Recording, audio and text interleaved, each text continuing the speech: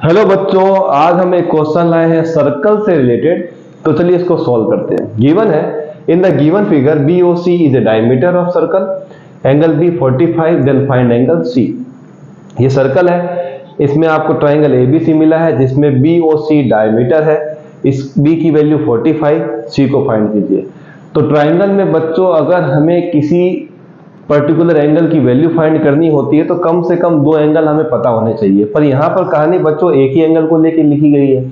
क्या होगा, हमें दूसरा एंगल फाइंड करना पड़ेगा।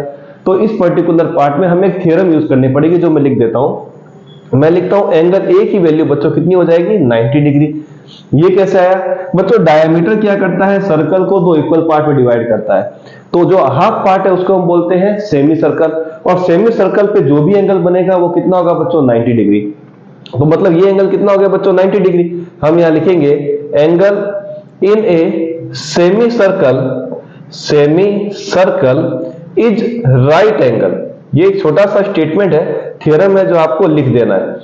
चलिए अब आते हैं बच्चों angle sum property of A triangle. क्या होती है बच्चों, तीनों एंगल का सम करने पर कितना आता है, 180। रीजन होगा बच्चों एंगल सम प्रॉपर्टी, शॉर्ट में मैंने लिख दिया, फुल नेम लिख लीजिएगा। ए की वैल्यू आ गई बच्चों 90, बी की वैल्यू 45 और सी की वैल्यू हम सर्च कर रहे हैं क्वेश्चन के अकॉर्डिंग, ये रहा। तो ये मिलेगा 135 डिग्री। एंगल सी किसके बराबर, 180 डिग्री।